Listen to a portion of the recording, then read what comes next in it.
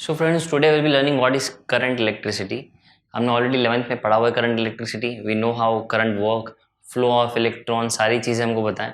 अब इसके ऊपर कुछ लॉज देखेंगे, एग्जैक्टली मेरा करंट किस तरीके से फ्लो करता है और करंट कैसे पास होगा, वोल्टेज कैसे वेरी करेगा, सर्किट्स के अंदर डिफरेंट ब्रांचेस कैसे बढ़ेंगे, ये सारी चीज़ें हम देखेंगे। किरचॉफ लॉ, इसके एप्लीकेशंस, मीटर ब्रिज क्या होता है, पोटेंशियोमीटर क्या होता है, रेजिस्टेंस कैसे फाइंड कर सकते हैं इसके हेल्प से, किसी सेल का ईएमएफ कैसे फाइंड कर सकते हैं, ये सारी चीज़ें यानी चैप्टर में हम पूरा एप्लीकेशंस देखेंगे।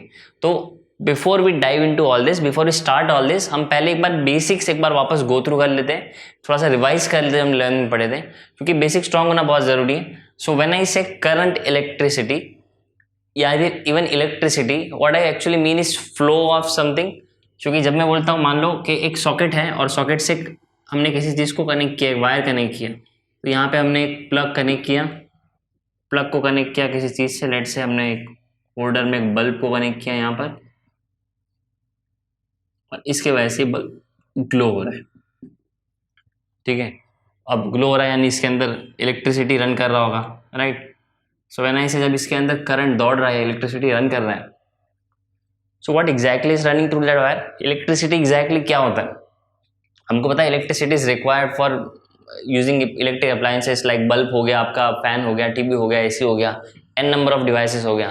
But what exactly is electricity? So when I say current is flowing through this wire, what is flowing through this wire, या फिर एग्जैक्टली आपके सॉकेट से क्या आ रहा है कि जिसके आने के बाद आपका करंट फ्लो करने लगा। So to know that we first need to know what exactly is current. Current क्या होता है? करंट बेसिकली हम फ्लो को कहते हैं। जैसे मान लो अगर पानी है किसी रिवर के अंदर, अचानक से बहुत अमाउंट में पानी का फ्लो बढ़ जाए, तो हम बोलेगा रिवर का करंट बढ़ चुका है, हाई करंट बोलेंगे। अगर कम हो गया तो लो करंट बोलेंगे। सीज के अंदर भी आपको बहुत सारे ऐसे एरियाज मिलेंगे जहाँ पे आपका प्रेशर बढ़ने की वजह से डिप्रेशन क्रिएट होता है, प्रेशर बढ़ता है। ठीक है, तो इसको हम low current high current, low pressure high pressure भी बोलते हैं। वैसे लो करंट हाई करंट भी आपका होता है। पानी के केस में बात कर रहे हैं, पानी का फ्लो ज़्यादा होगा, हम बोलेंगे पानी का करंट बढ़ गया। पानी का फ्लो कम हो गया, हम बोलेंगे पानी का करंट कम हो गया। सो इनडायरेक्टली करंट वर्ड का मीनिंग क्या होता है? करंट यानी फ्लो, किसी भी चीज का फ्लो होना। अब यहाँ पे हम इसको बोलते हैं इलेक्ट्रिक करंट। जो हम इलेक्ट्रिसिटी वर्ड यूज करते हैं ना, करंट इलेक्ट्रिसिटी, तो इसका मतलब होता है इलेक्ट्रिक एंड करंट। सो इन दोनों पार्ट को हम अलग अलग करते हैं, इलेक्ट्रिक और current. When we say electric, we are actually talking about जो चार्जेस इसके अंदर फ्लो करते हैं। और ये चार्जेस कैसे होते हैं? This charges are negatively charge. कौन से चार्जेस होते हैं जो इसके अंदर फ्लो करते हैं? ये होते हैं हमारे इलेक्ट्रॉन्स।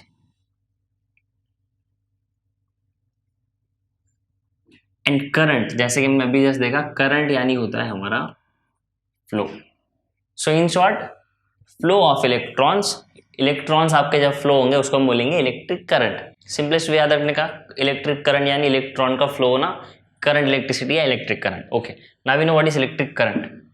और हमको ये पता है कि इलेक्ट्रिक करंट यानी इलेक्ट्रॉन्स का फ्लो होता है। But when I say flow of electron, so electron flow हो रहे हैं, उसी को हम इलेक्ट्रिक करंट बोलते हैं। तो इलेक्ट्रॉन कहाँ से मिलते हैं मुझे? या फिर जब मैंने किसी डिवाइस को, लेट से इस केस में मैंने ले लिया एक फैन, और ये फैन के कुछ ब्लेड्स ऐसे अलग अलग डायरेक्शन में मूव कर रहे हैं और रोटेट कर रहे हैं, कुछ ऐसे साइड से देख रहे इस फैन को, तो ये कुछ ऐसे रोटेट करे। ठीक है, अब जब मैं इसको कनेक्शन देता हूँ किसी सॉकेट के थ्रू या किसी भी डिवाइस के थ्रू, तो इसके अंदर क्या फ्लो करता है? इसके अंदर फ्लो करते हैं इलेक्ट्रॉन्स, राइट। अब अगर इलेक्ट्रॉन्स के वजह से ही मेरा इलेक्ट्रिसिटी होता है, तो फिर मेरे गुड कंडक्टर और बैड कंडक्टर क्यों एग्जिस्ट करते हैं? क्योंकि हमको पता है कि सारे मटेरियल्स मेरे इजीली इलेक्ट्रिक करंट को फ्लो नहीं होने देते हैं।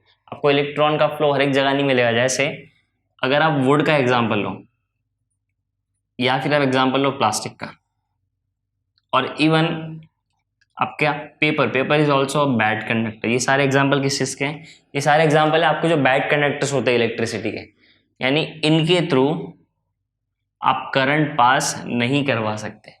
On the other hand there are few examples जो इजीली करंट को पास करने देते हैं। Copper is one of them, iron, in fact most of metals. तो ये सारे एग्जाम्पल किनके हैं? जिनके थ्रू आप करंट पास करवा सकते हो। इनके थ्रू हम करंट पास नहीं करवा सकते। तो ऐसा क्यों? अभी हमने देखा करंट क्या होता है, करंट होता है मेरे इलेक्ट्रॉन्स का फ्लो करना। तो फ्लो कराने के लिए मुझे क्या चाहिए होगा? दो चीजें। पहला, फ्लो कौन करेगा? इलेक्ट्रॉन्स। तो फ्लो करने के लिए मेरे पास पहली चीज तो इलेक्ट्रॉन्स होने चाहिए। तो क्या इनमें इलेक्ट्रॉन्स नहीं है? वुड, प्लास्टिक, पेपर, ये भी फंडामेंटली बने तो एटम से हैं। और एटम के मेरे एलिमेंट्री पार्टिकल्स क्या होता है? मेरे एटम के अंदर के जो पार्टिकल्स होते हैं उसमें इलेक्ट्रॉन, प्रोटॉन, न्यूट्रॉन सभी आ जाता है। विच मीन्स इन पार्टिकल के पास भी तो होगा इलेक्ट्रॉन। अगर इनके पास भी है electron, then why doesn't they conduct electricity? Current का फ्लो या फिर इलेक्ट्रॉन का फ्लो इनके अंदर क्यों नहीं होता? सो उसके पीछे एक रीजन है।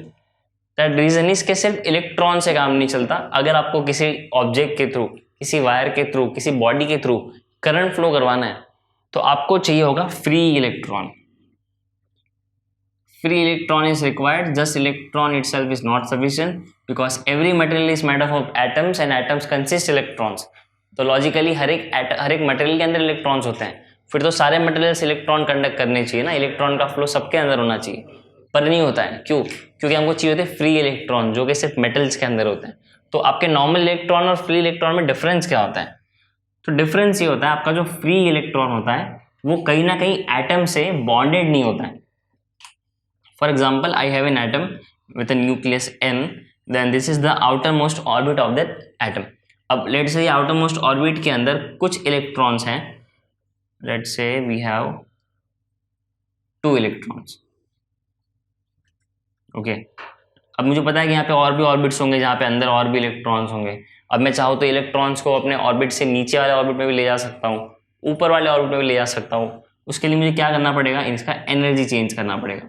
और ये ऑर्बिट्स क्या होता है? ऑर्बिट इनडायरेक्टली ये कहीं ना कहीं रेफर करते हैं अलग अलग एनर्जी लेवल्स को ही ना, यानी जिस इलेक्ट्रॉन का एनर्जी ज़्यादा होगा वो उतना बाहर की ओर या ऊपर की ओर होगा, यानी आउटर मोस्ट ऑर्बिट में होगा। जिनका एनर्जी लेवल कम होगा वो नीचे होगा। क्यों? क्योंकि अगर आप इस इलेक्ट्रॉन को यहाँ से ऊपर जंप करना है तो ये करने के लिए उसको थोड़ा एनर्जी एब्जॉर्ब करना पड़ेगा। और ये एनर्जी एब्जॉर्ब कैसे करेगा? किसी मीन से कर सकता है, लाइट से कर सकता है, फोटोन के फॉर्म में, आसपास से थर्मल एनर्जी ले सकता है, रूम टेम्परेचर से या जहाँ से भी उसको मिले। सो इन शॉर्ट इसको एनर्जी एब्जॉर्ब करना पड़ेगा, और जैसे ही एनर्जी एब्जॉर्ब करेगा ये अपने नीचे वाले ऑर्बिट से ऊपर वाले ऑर्बिट में जाएगा, राइट। इसका उल्टा भी कर सकते हैं, ऊपर वाले ऑर्बिट से नीचे वाले ऑर्बिट में ला सकते हैं। पर ये सारे केसेस में इवन अभी भी ये मेरा जो ऑर्बिट है उसका जो आउटर मोस्ट ऑर्बिट है उसके अंदर जो इलेक्ट्रॉन है वो अभी भी मेरे एटम से बॉन्डेड है। इसको भी मैं फ्री इलेक्ट्रॉन नहीं बोल सकता। फ्री इलेक्ट्रॉन यानी क्या हो गया? इसको थोड़ा और एनर्जी प्रोवाइड करो, इतना एनर्जी प्रोवाइड करो कि ये एटम से ही बाहर आ जाए। यानी अब इस इलेक्ट्रॉन का, this negatively charge electron has nothing to do with this atom. अब ये फ्रीली मेरे पूरे मटेरियल में घूम सकता है। ऐसे मान लो एक छोटा सा इतना मटेरियल था मेरा जिसके अंदर ऐसे बहुत सारे एटम्स हैं और ऐसे बहुत सारे फ्री इलेक्ट्रॉन्स हैं जो अपना एटम छोड़ चुके हैं। अब ये पूरी बॉडी में कहीं पे भी मूव कर सकते हैं। तो बाकी और भी इलेक्ट्रॉन्स होंगे, जैसे ये इलेक्ट्रॉन फ्री हो चुका है, ये पूरे मटेरियल में कहीं पे भी घूम सकता है जो ये एटम छोड़ के बाहर आएगा। और भी इलेक्ट्रॉन्स होंगे हर एक एटम के अंदर, पर ये कहीं ना कहीं उसके ऑर्बिट में होंगे और न्यूक्लियस इनको पकड़ के रखा हुआ है, यानी कि ये उससे बॉन्डेड है। और जब तक ये एटम से फ्री नहीं होते उसको हम फ्री इलेक्ट्रॉन्स नहीं बोल सकते। तो पहली कंडीशन, फ्री इलेक्ट्रॉन होना जरूरी है। अगर आपके पास फ्री इलेक्ट्रॉन है तो आप उस मटेरियल से कंडक्ट करवा सकते हो। Wood, plastic, paper are not good conductors because उनके पास फ्री इलेक्ट्रॉन ही नहीं होते। और हमको पता है कि फ्री इलेक्ट्रॉन्स ही कंडक्ट करा सकते हैं, अंदर के इलेक्ट्रॉन कंडक्ट नहीं करा सकते। ऐसा क्यों, वो भी देख लेते हैं। तो इलेक्ट्रॉन को एक सर्किट के अंदर फ्लो कराने के लिए कोई तो पुश लगेगा जो उनको फ्लो कराएगा। तो वो पुश क्या होगा? वो पुश होता है आपका EMF. So EMF is also essential for an material to conduct electricity। अब ये EMF क्या होता है? तो एग्जैक्टली जब आपका इलेक्ट्रॉन फ्लो करता है तो उसका रीजन क्या होता है कि आपके पूरे सर्किट के अंदर दो अलग अलग टाइप के पोटेंशियल डिफरेंस होते हैं और इलेक्ट्रॉन ट्राई करता है कि एक हायर पोटेंशियल से लोअर पोटेंशियल में जाने की। अब हायर पोटेंशियल से लोअर पोटेंशियल में जाने का मतलब क्या हुआ? हम एक सिंपल सा एग्जांपल लेते हैं। हम पोटेंशियल को देखते हैं ग्रेविटी के टर्म्स में। अगर हम पोटेंशियल को ग्रेविटी के टर्म्स में देखते हैं, मेरे पास लेट्स से एक मैं टैंक लेता हूं, इस टैंक के अंदर कुछ पानी भरा हुआ है और इसके थोड़े नीचे हाइट पे एक और टैंक है जो कि ऑलमोस्ट खाली है, ना के बराबर पानी भरा है इसके अंदर, और मैंने इन दोनों टैंक्स को कनेक्ट कर दिया। अब काफ़ी लॉजिकल और काफ़ी ऑब्वियस सा ये एग्जाम्पल है, और इसके आगे क्या होगा ये भी काफ़ी ऑब्वियस है, तो मैं रेफरेंस के लिए दोनों टैंक को नाम दे देता हूँ, ए और बी।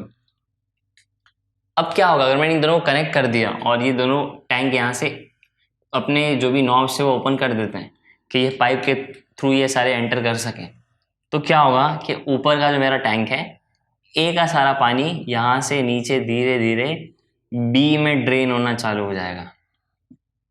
क्यों ऐसा? क्या उस पानी को कोई पुश कर रहा है? क्या उस पानी को कोई नीचे ले रहा है, खींच रहा है अपनी तरफ? यस, उस पानी को नीचे की तरफ खींच रहा है ग्रेविटी। उसका पानी का जो मास है उस पर ग्रेविटी एक्ट हो रहा है, और उसका जो खुद का वेट है वही उसको नीचे लेके आ रहा है, और लिक्विड में टेंडेंसी होती है फ्लो करने की, तो ये फ्लो करते करते सारा नीचे आ जाएगा। बट अगर मैं इसको थोड़ा सा अलग तरीके से अरेंज करूं, अगर मैं दोनों टैंक को एक दूसरे के पास रखूं और एक के अंदर पानी भरा हुआ रखूं, दूसरे के अंदर पानी कम रखूं या ना रखूं, क्या अभी भी आपका पानी फ्लो होगा? लेट्स से दोनों टैंक के अंदर जो भी पानी है, दोनों का लेवल भी लेट्स से मैं सेम रखता हूँ, क्या दोनों का वाटर एक्सचेंज होगा? टैंक ए से लेके बी में क्या मेरा वाटर जाएगा, या फिर बी से लेके ए में वाटर जाएगा? इस केस में हमेशा ए से लेके बी में ही जाएगा। भले ही आपका ये जो पानी है यहाँ पर ये भरा हुआ क्यों ना हो, यहाँ से नया पानी नीचे हमेशा आता रहेगा, जब तक ये ड्रेन नहीं हो जाता। क्यों ऐसा? ग्रेविटी के हिसाब से, विथ रिस्पेक्ट टू ग्रेविटी अगर हम देखें, so this body is at higher potential compare to this lower body, तो ये कंपैरेटिवली है लोअर पोटेंशियल पे। तो ग्रेविटी के टर्म्स में ए मेरा हायर पोटेंशियल पे, बी मेरा लोअर पोटेंशियल पे, और मेरा पानी जो है हायर पोटेंशियल से लोअर पोटेंशियल की तरफ फ्लो कर रहा है। और नेचर में चीज़ें ऐसी वर्क करती है, ग्रेविटी क्या हर एक जगह पर आपको देखने मिलेगा हायर पोटेंशियल से लोअर पोटेंशियल की तरफ ही चीज़ें फ्लो करती है। जैसे अगर मैंने एक मेटल का बॉक्स लिया, ब्लॉक लिया, लेट से, चलो बॉक्स भी नहीं, ब्लॉक लेते एक मेटल का, और इसको मैंने हीट किया। कितना हीट किया? इतना हीट के इसका कलर चेंज हो गया, ऑलमोस्ट रेड हो गया, ठीक है। और अगर इसके ऊपर मैं एक आइस का क्यूब रखता हूं, तो क्या लगता है इसका आउटकम क्या होगा? इसका आउटकम कुछ ऐसा होगा कि इसके अंदर की हीट सारी धीरे धीरे इस आइस के क्यूब के अंदर ट्रांसफर होना स्टार्ट हो जाएगी। As a result of that ये आइस का जो क्यूब है अपना फेस चेंज करेगा, यानी सॉलिड से लिक्विड बनता जाएगा, धीरे धीरे मेल्ट होते जाएगा, सिंपल वर्ड्स में कहूँ तो यहाँ पर क्या हो रहा है, आपका जो हीट है वो ट्रांसफर हो रहा है। हीट के टर्म्स में देखो तो ये मेरा हायर पोटेंशियल है जहाँ पर हीट ज़्यादा है, और ये मेरा लोअर पोटेंशियल है जहाँ पर हीट कम है। तो यहाँ पे मेरा हीट कैसा फ्लो हो रहा है? वापस हायर पोटेंशियल से लोअर पोटेंशियल। अब ये सिर्फ एग्जांपल्स में क्यों ले रहा हूँ? जो ग्रेविटी वाला एग्जांपल लिया कि मेरा पानी हायर पोटेंशियल से लोअर पोटेंशियल पे फ्लो हो रहा है, ये मैंने एग्जांपल लिया हीट का, जहाँ हमारे टेम्परेचर हायर पोटेंशियल से लोअर पोटेंशियल पे मूव कर रहा है। सेम इसी तरीके से मेरा करंट भी मूव करता है। करंट में भी क्या होता है कि मेरे जो इलेक्ट्रॉन्स होते हैं वो हायर पोटेंशियल से लोअर पोटेंशियल की तरफ मूव करते हैं, यानी मेरा जो करंट का फ्लो होता है वो हायर पोटेंशियल से लोअर पोटेंशियल की तरफ होता है। इलेक्ट्रॉन का फ्लो, इंडिविजुअल इलेक्ट्रॉन का फ्लो उससे उल्टा होता है, अलग होता है। सो अगर मुझे इलेक्ट्रॉन्स को फ्लो कराना है, लेट्स से पॉइंट ए से लेके पॉइंट बी, तो ये इलेक्ट्रॉन्स भी तभी फ्लो करेंगे जब दोनों के पोटेंशियल में डिफरेंस हो। इसको ऐसे इमेजिन करो कि अगर आपने एक स्लोप रखा है बड़ा सा और आप यहाँ पे पानी डालो तो धीरे धीरे ये पानी नीचे भी आएगा, हायर से लोअर पोटेंशियल। वापस ग्रेविटी वाला एग्जांपल ले रहे हैं, ठीक है। तो यहाँ पे सेम उसी टर्म में आपके पॉइंट ए और पॉइंट बी का पोटेंशियल इक्वल होना चाहिए। अब यहाँ पर हम ग्रेविटी के टर्म्स में नहीं देखेंगे, हम करंट के टर्म्स में देखेंगे। So what exactly I am talking about potential, then what exactly I mean. जब पोटेंशियल की बात करता हूँ तो मेरा मतलब होता है उस टर्मिनल का जो वोल्टेज होना चाहिए। जैसे मान लो अगर इसका वोल्टेज है 10 वोल्ट, इसका वोल्टेज है 10 वोल्ट, तो दोनों का वोल्टेज 10 वोल्ट तो है, कुछ अमाउंट ऑफ वोल्टेज दोनों के पास है, पर क्या दोनों के वोल्टेज में कोई डिफरेंस है? नहीं, दोनों का वोल्टेज एग्जैक्टली सेम है, आइडेंटिकल है। और इसके वजह से आपके सर्किट के अंदर जो इलेक्ट्रॉन्स होंगे ये फ्लो ही नहीं होंगे। सो अगर मुझे इनको फ्लो कराना है तो किसी भी एक टर्मिनल को हायर पोजीशन में रखना पड़ेगा, लेट्स से 20 वोल्ट। इस केस में मेरा करंट जो होगा वो ऐसे फ्लो होना स्टार्ट होगा, +20 से लेके 10 तक। सो इट इज़ नेसेसरी कि पोटेंशियल डिफरेंस एग्जिस्ट करे, और पोटेंशियल डिफरेंस ही वो चीज़ होती है, इसका काम होता है कि एक सर्किट के अंदर, एक वायर के अंदर जो इलेक्ट्रॉन्स है उसको कंटिन्यूसली फ्लो कराना। सो पीडी, पोटेंशियल डिफरेंस को शॉर्ट में पीडी बोलते हैं। PD is the reason for flow of electrons. तो इलेक्ट्रॉन्स होना जरूरी है, फिर इलेक्ट्रॉन्स होना जरूरी है, तभी आपका मटेरियल गुड कंडक्टर होगा। पर अगर पोटेंशियल डिफरेंस नहीं है तो इलेक्ट्रॉन अपने आप मूव नहीं करेंगे। फॉर एग्जाम्पल, अगर मान लो यहाँ पे इलेक्ट्रॉन के बारे में देखते हैं हम, ये इलेक्ट्रॉन यहाँ पर है at some instant t is equal to 0, ठीक है। ओवर टाइम में धीरे धीरे आगे बढ़ेगा, लेट से t is equal to 1 second में यहाँ पहुँच गया, t is equal to 2 second में यहाँ कहीं पहुँच गया, t is equal to 10 second में यहाँ कहीं पहुँच गया। ऐसे करते करते पूरा सर्किट कंप्लीट करेगा और एक रेपिटेडली करते रहेगा, राइट। तो यहाँ पे हम क्या कर रहे हैं एग्जैक्टली, हम कहीं ना कहीं एक इलेक्ट्रॉन को पुश कर रहे हैं, यानी कुछ मटेरियल को हम एक जगह से दूसरी जगह ले जा रहे हैं, यानी उसको डिस्प्लेस कर रहे हैं, उस पर कुछ फोर्स लगा रहे हैं जिसके वजह से वो डिस्प्लेस हो रहा है। सो इस केस में क्या बोल सकता, वो फोर्स मेरा इस पोटेंशियल डिफरेंस की वजह से फोर्स है। अगर पोटेंशियल डिफरेंस नहीं होता तो मेरे इलेक्ट्रॉन को ये फोर्स ही फील नहीं होता। अब इस केस में हमको क्या देखने मिलेगा, इस केस में हम ये देखेंगे कि इलेक्ट्रॉन मेरे फ्लो हो रहे इस पोटेंशियल डिफरेंस की वजह से, यानी इनको जो फोर्स लग रहा है इसको बोल सकता हूँ मैं EMF। इसको हम कहते हैं इलेक्ट्रोमोटिव फोर्स, और ये फोर्स की वजह से मेरे इलेक्ट्रॉन्स गोल गोल सर्किट में घूमते रहेंगे। तो EMF इज नेसेसरी। EMF होने की वजह से क्या होगा, सर्किट के अंदर आपके इलेक्ट्रॉन्स गोल गोल घूमेंगे। जितना आपका पोटेंशियल डिफरेंस या फिर EMF ज़्यादा होगा, both are one and the same, potential difference का यूनिट भी वोल्ट होगा, तो इसको हम ऐसे लिखेंगे V2 - V1, राइट, या फिर V1 - V2, which ever is greater. यहाँ पे 10 और +10 और +30 मिला मुझे, तो डिफरेंस मुझे 20 का मिलेगा। वो प्लस का भी हो सकता है, माइनस का भी हो सकता है, ये डिपेंड करता है करंट कौन सी डायरेक्शन में फ्लो करेगा। प्लस मिलेगा तो आपको करंट आपका सही डायरेक्शन में घूमेगा, माइनस मिलेगा तो आपने जो भी अज्यूम किया है उसके ऑपोजिट डायरेक्शन में घूमेगा। Let me give a very simple example of an EMF। हमने अभी जो यहाँ पे एक्सप्लेन किया मैंने, we all know that to make current flow in a circuit we need to connect a battery. हम बैटरी कनेक्ट करते हैं जिसको हम ऐसे सिंबल से रिप्रेजेंट करते हैं, राइट। तो मेरे पास एक वायर है जो कि मैं मान के चल रहा हूँ कंडक्टर से बना हुआ है, और उसके अंदर फ्री इलेक्ट्रॉन्स होंगे। अब अगर मैं यहाँ पे एक बैटरी कनेक्ट करता हूँ, मुझे पता है कि बैटरी का एक टर्मिनल जो होता है पॉजिटिव होता है और दूसरा टर्मिनल नेगेटिव होता है। तो अगर मैं यहाँ पे इलेक्ट्रॉन के पॉइंट ऑफ व्यू से देखूँ, अगर एक इलेक्ट्रॉन है इस पूरे सर्किट के अंदर, एक टर्मिनल पॉजिटिव है दूसरा टर्मिनल नेगेटिव है, तो मेरा इलेक्ट्रॉन कहाँ जाएगा, पॉजिटिव टर्मिनल की तरफ, ऑब्वियसली, क्योंकि मेरा इलेक्ट्रॉन खुद नेगेटिवली चार्ज होता है, राइट। तो आपको समझ में आ रहा है पीडी मेरा क्या काम करता है, पोटेंशियल डिफरेंस मेरा यही काम करता है। इसको ऐसे इमेजिन करो, मैंने प्लस माइनस लिख दिया। अब मैं थोड़ा और स्पेसिफिक होता हूँ कि यहाँ पे आपका पोटेंशियल है +10 वोल्ट का, यहाँ पे आपका पोटेंशियल है -10 वोल्ट का।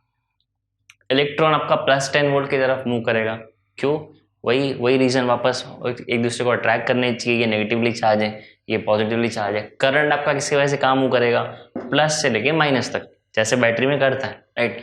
बट सोचो इलेक्ट्रॉन के फ्लो होने की वजह से करंट फ्लो होता है। तो अगर मेरी ये दोनों पोटेंशियल जो है, दो अलग अलग पोटेंशियल बैटरी के दोनों एंड, अगर दोनों का पोटेंशियल अलग अलग जगह पर होगा तभी आपका इलेक्ट्रॉन फ्लो होगा। इसको ऐसे इमेजिन करो, ये भी +10 पर है, ये भी +10 पर है। अब इलेक्ट्रॉन कहाँ जाएगा, अब इलेक्ट्रॉन तो दोनों साइड से अट्रैक्ट होना चाहिए और दोनों साइड से सेम अमाउंट से अट्रैक्ट होना चाहिए, तो आपका इलेक्ट्रॉन तो मूव ही नहीं करना चाहिए। सो टेक्निकली इलेक्ट्रॉन जब तक मूव नहीं करता, बोल नहीं सकते यहाँ पे करंट जनरेट हुआ है। तो भले ही दोनों में कुछ पोटेंशियल है, पर जब तक दोनों पॉइंट के, दोनों एंड के पोटेंशियल अलग अलग नहीं होते, आपका इलेक्ट्रॉन फ्लो नहीं करेगा। यानी कि इस केस में पोटेंशियल तो है पर पोटेंशियल डिफरेंस 0 है, और अगर पोटेंशियल डिफरेंस 0 है तो आपका इलेक्ट्रॉन फ्लो नहीं करेगा। गेटिंग मी, अगर आपको फ्लो कराना है तो आपको पोटेंशियल डिफरेंस चाहिए भी, थोड़ा क्यों ना हो, इसको प्लस और इसको +9 तक क्यों ना रख दो आप, तो भी चलेगा। टेक्निकली अगर हम देखा जाए रेफरेंस पॉइंट के हिसाब से, तो ये प्लस है इस वाले से थोड़ा सा, और इसके रेफरेंस में ये थोड़ा सा कम है या माइनस है। अभी भी आपको पोटेंशियल डिफरेंस मिलेगा, कितना मिलेगा आपको, पोटेंशियल डिफरेंस PD इस केस के लिए अब मिलेगा 1 वोल्ट। सो 1 वोल्ट के हिसाब से आपका करंट फ्लो करेगा, इलेक्ट्रॉन फ्लो करेंगे, कम करेंगे, स्लो करेंगे, पर करेंगे। अगर आप इसको और कम कर देते हो 0 वोल्ट, ये 0 वोल्ट ही 10 वोल्ट, पोटेंशियल डिफरेंस कितना हो गया? पोटेंशियल डिफरेंस हो गया आपका 10 वोल्ट का। अब इलेक्ट्रॉन आपके फास्ट फ्लो करेंगे, तो जितना पोटेंशियल डिफरेंस ज़्यादा होगा उतना आपका इलेक्ट्रॉन ज़्यादा फ्लो करेगा। तो पोटेंशियल डिफरेंस को ही हम ईएमएफ कहते हैं। और बैटरी भी मेरा एक टाइप का ईएमएफ जनरेट करने वाला डिवाइस ही तो हो गया। ईएमएफ क्या होता है मेरा? ईएमएफ का फुल फॉर्म होता है, ईएमएफ होता है इलेक्ट्रो मोटिव फोर्स, यानी वो फोर्स जो इलेक्ट्रॉन को पुश करे मूव करने के लिए। अगर पोटेंशियल डिफरेंस नहीं होता तो क्या मेरा इलेक्ट्रॉन मूव करता? नहीं करता। इलेक्ट्रॉन क्यों मूव कर रहा है? उसको एक फोर्स फील हो रहा है पॉजिटिव वाले चार्ज की तरफ, और इसी फोर्स को हम कहते हैं electromotive force. So to make sure that a electron revolves in a circuit और runs in a circuit, we need first thing that is potential difference, and second thing electron होने के लिए और क्या चीज़ होनी चाहिए कि मेरा मेटल कंडक्टर होना चाहिए, तभी फ्री इलेक्ट्रॉन होगा। नॉन कंडक्टर होगा तो फ्री इलेक्ट्रॉन होगा ही नहीं। तो अगर मान लो मैं एक नॉन कंडक्टर को पोटेंशियल डिफरेंस प्रोवाइड करता हूँ तो क्या होगा? तो फर्क क्या पड़ता है, वो मेरा मेटल कंडक्टर है या नॉन कंडक्टर है?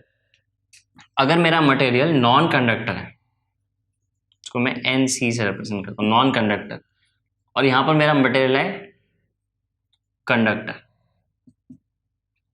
तो कंडक्टर के केस में अगर आप पोटेंशियल डिफरेंस प्रोवाइड करोगे तो इसके अंदर जो फ्री इलेक्ट्रॉन्स होंगे ये मूव करेंगे, सारे कहाँ करेंगे? इस डायरेक्शन में। नॉन कंडक्टर के केस में अब इलेक्ट्रॉन्स तो इसमें भी होंगे, हर एक चीज एटम से बनी तो यहाँ भी इलेक्ट्रॉन्स तो मिलेंगे आपको, पर ये इलेक्ट्रॉन सारे ऑर्बिट से बॉन्डेड होंगे या फिर एटम से बॉन्डेड होंगे। तो आप कितना भी पोटेंशियल डिफरेंस अप्लाई क्यों ना कर लो, आपके ये जो बॉन्डेड वाले इलेक्ट्रॉन है ये तो आपके फिक्स है, ये कहीं मूव नहीं होंगे, ये इसी में रहने वाले। इलेक्ट्रॉन कौन से मूव कर सकते हैं? इलेक्ट्रॉन वो मूव कर सकते हैं जो इस केस में आपको देखने मिलेगा। यहाँ पे भी न्यूक्लियस तो होगा, आसपास ऑर्बिट्स तो होंगे, यहाँ के आपके जो इलेक्ट्रॉन्स होंगे वो भी कहीं ना कहीं ऑर्बिट से बॉन्डेड होंगे, पर जो इलेक्ट्रॉन ये एटम को छोड़ के बाहर निकल चुके हैं ये इलेक्ट्रॉन्स आपके मूव करेंगे, ये होंगे आपके फ्री इलेक्ट्रॉन्स जिसको एटम से कुछ लेना देना नहीं है, जो एटम से अलग हो चुके हैं। सो ये फ्री इलेक्ट्रॉन्स ही होंगे जो आप मूव करा पाओगे, क्योंकि जैसे आप पोटेंशियल डिफरेंस अप्लाई करोगे पॉजिटिव नेगेटिव सारे इलेक्ट्रॉन्स पॉजिटिव की तरफ भागना स्टार्ट करेंगे। कौन सा electron? Free electron. Non conductor में ये फ्री इलेक्ट्रॉन होते ही नहीं, और जो इलेक्ट्रॉन होते हैं वो बॉन्डेड होते हैं तो वो मूव नहीं कर पाएंगे। तो इस रीजन की वजह से नॉन कंडक्टर के अंदर करंट फ्लो नहीं होता और कंडक्टर के अंदर हमारा करंट फ्लो होता है।